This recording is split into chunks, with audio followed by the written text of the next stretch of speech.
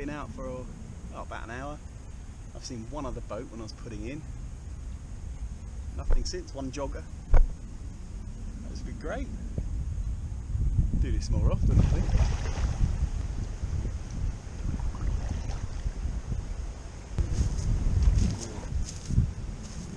Wow. I've got some exploring to do.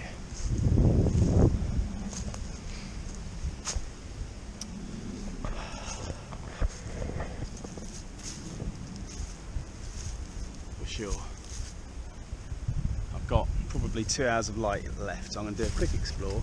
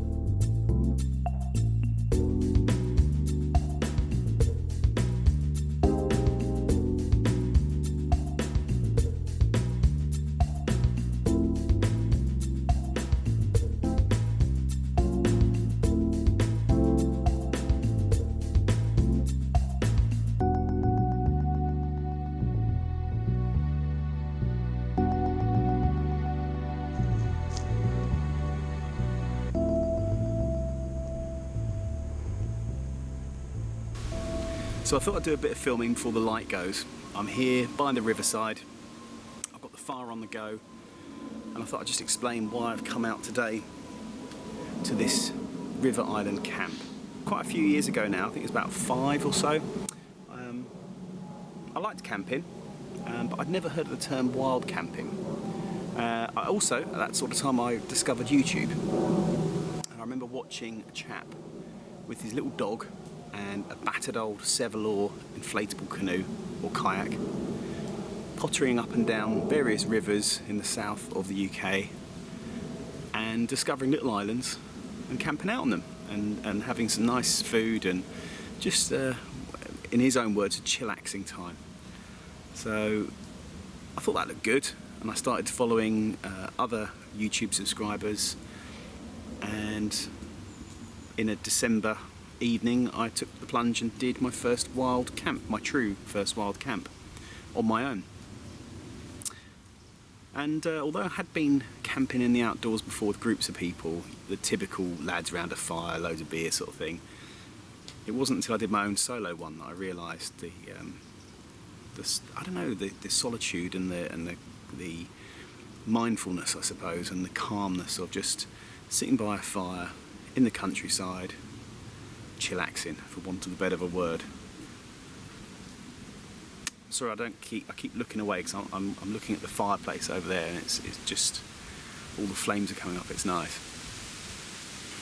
So anyway, I followed this chap, and if those of you who know who I'm talking about, it's Pete Mind Wiseman, and yeah, so I got the Sevy, bought that, had a few little trips in that. It's the first time it's ever done a wild camp, and it was great on the way down, I have to say. No water ingress at all, and of course I've got the fireplace going.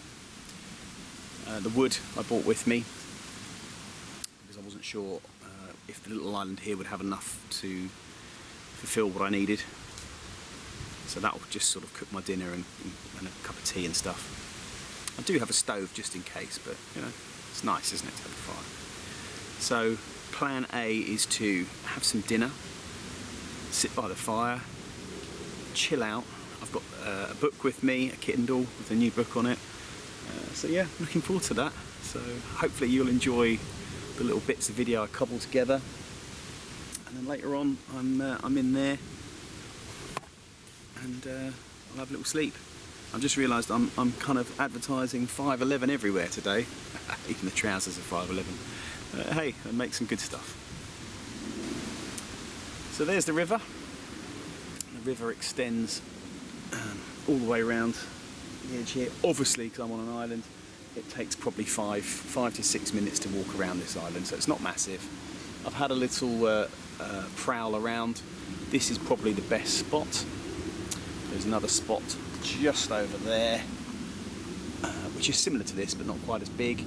A little bit more open at the front, so I chose this because I knew I was having a fire, etc, etc. I don't want to draw any unnecessary attention. The inside of the camp, the inside of the island is sort of taken over by this grass, which is about just under knee height. So it's not ideal unless you wanted to clear it, and what's the point? I've got a nice little spot here. So I'm going to sit back, relax, chillax.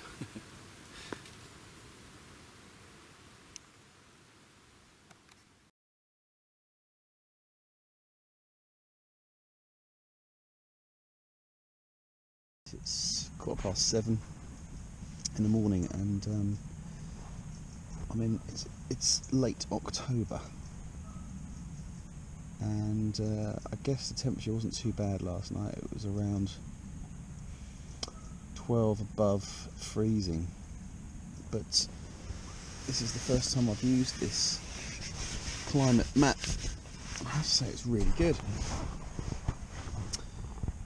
Where your knees might fold out like that, you've got that protection at the side, your feet at the end there, just where normally they might hit against the wall like that, off a normal mat, you get cold, you just brush up against that cushion side, and it really does work. Same up here with the elbow, it really does make a difference. I thought it was a bit of a gimmick, but you know, it really does work. I've got to give them credit where credit's due. I did wake up once in the night cold because of this side, and you can see where the mat was folded slightly underneath, my elbow was touching the outer skin of the hammock, and that's what woke me up. So of course I just sort of shifted around a bit. That's fine. So yeah, I've got to give them credit where credit's due. Wonderful, really good, really comfortable. Definitely the best night's sleep I've had in a hammock to date.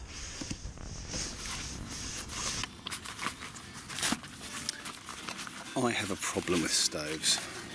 I like them too much.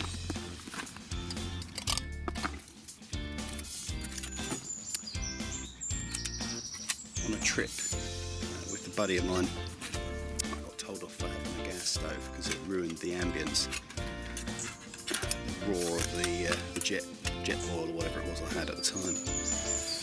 You know who you are.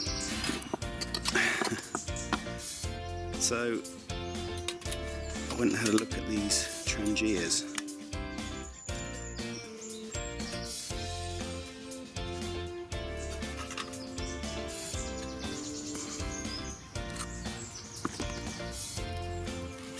Say, there's a time and a place for jet boils.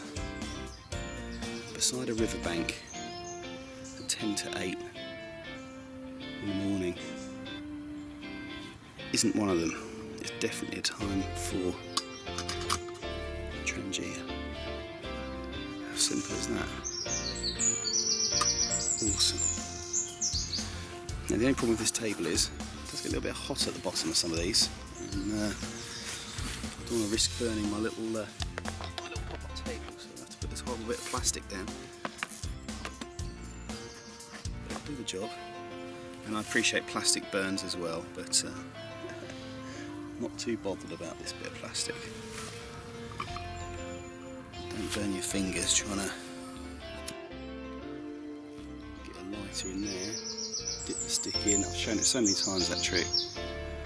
It's so simple. There we go.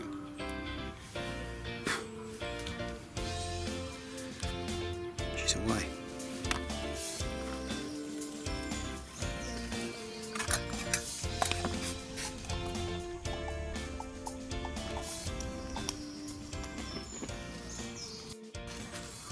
I've just moved it onto the floor because the sausages will spit. I don't want grease all over the top of my stuff, so that's fine for the moment. I've had another little explore, and behind this tree I found 2 bags of rubbish tucked right in there, and I think I'm going to take them with me.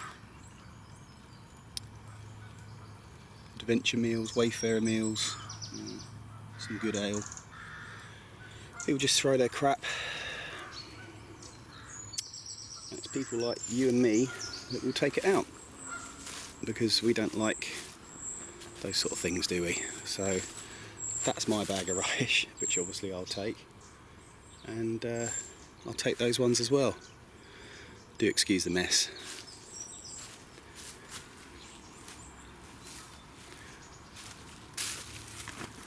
Boat's still firm, which I expect it to be.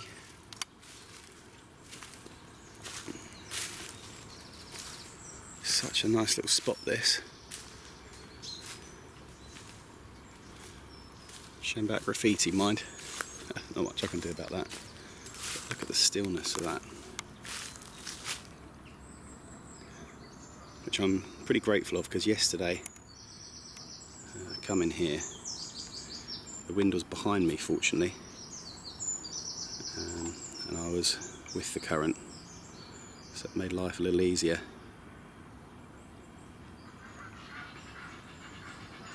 But I was dreading going back with the same wind against me and against the current, because I'm not a great canoeist, kayaker, whatever you want to call me.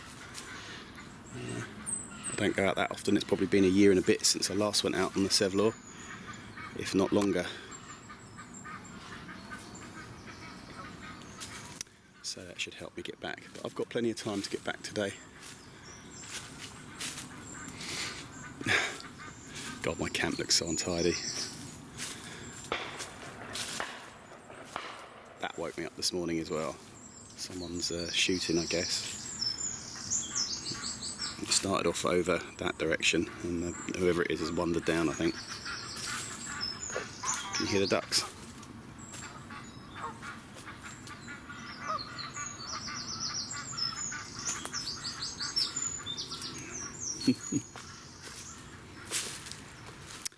This is certainly a place I would like to return to, for sure.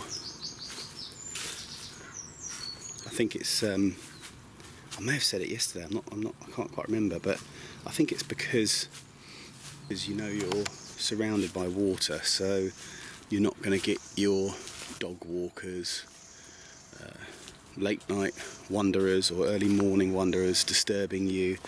I'm not doing anything wrong, obviously, as such. Of course, every bit of land in England, at least, is owned by somebody. Who owns this? I have no idea. But I like to think that in exchange for spending the night here, not damaging anything, and bringing all my rubbish away with me, and clearing up after others that have left their stuff, that I'm sort of paying back for my stay. That's the way I look at it anyway, so leaving it better than what I found it. But yeah, I like the fact that it's surrounded by water, so you don't get anyone wandering along. I mean, there will be people strolling along the bank there at some point. Just on the other side, I saw a few joggers yesterday. In fact, I saw someone swimming along here as well, which was interesting. So the only way someone's really going to come over to you is if they're on a boat of some description.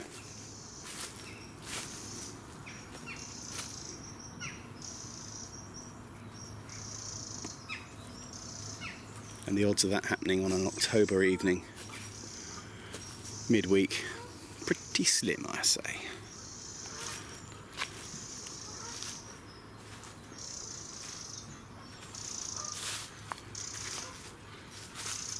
I need to get my mate Muddy Paws down here. I think he'd like this. Not much room for a second hammock, I don't know.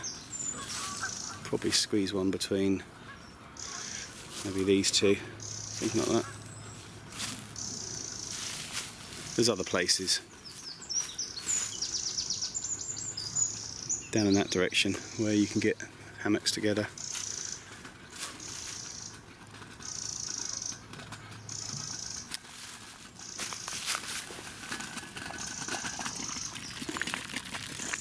I was going to do fried eggs with my sausage, but this crappy old, well, it's not old, I used it once last night. I bought these in Halfords. They were supposed to be German non-stick mess pans, and they were like £2. And I knew they'd be rubbish. It's a shame because the mechanism here is really nicely made, but the actual non-stick is just, well, you can see it's crap. So I use that for those sausages today, and then I'll just bin that. I've got so many mess tins and containers anyway, and cooking things, I just don't need it. So one of the chores I've got to deal with is this, the fire pit. What I want to do is return this area just here back to the way it was when I arrived. So basically to make it look like the surrounding area and get rid of the mess, the fire scar that I've made there. I'm going to use this little fella. I bought this when I first started doing the outdoors thing, and truth be told, it's crap.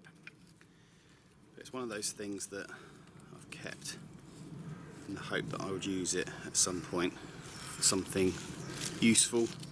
So it's kind of good for just clearing up things like this. Done. I'm only a visitor here, so it's only right that I leave the place the way I found it. In fact, there's a fair bit of rubbish actually, so I won't be able to take it all. I'm going to fill up the bag that I've got with odds and sods. I've already took a load into the rubbish bag last night, and I'm just sort of collecting tiny little scraps. Lots of broken zip ties and I don't know, all sorts of smaller plastic items. So I'm going to do my best to clear up a little bit. Like I say, it won't be everything, but every little helps. Right, so time to be honest. The second bag of rubbish I was just tidying up there. It's got portable urinals and it looks like feces in the bag, so I'm not touching that. There's a limit to my kindness. Next time I come, I'll bring the appropriate gloves and bags. I've only got an open topped carrier, so I've taken one out of the 2 bags and a load of cans, about 4 or 5 cans that I've crushed down, and that's going to have to do for the time being. What's wrong with people? So yeah, just being honest and open. You know, you can do what you can, but I'm not going to put myself in any danger carrying God knows what. Food bags and stuff's fine, but I'm not touching human waste. There's a limit.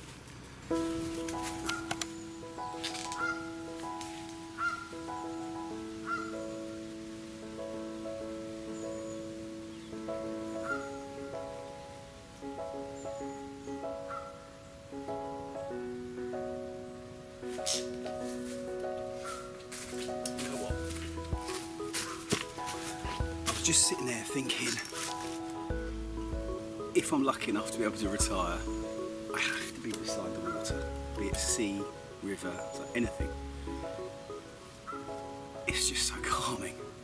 I don't know, maybe I'm getting old already.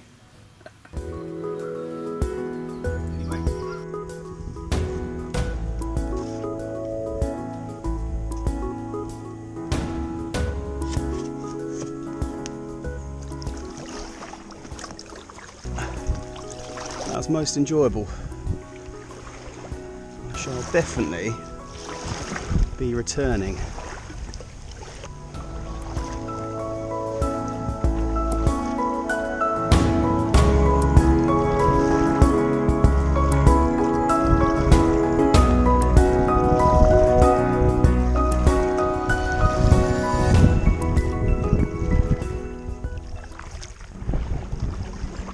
The wind's picking up now, and fighting against wind and current with sore shoulders from not doing this for a long time.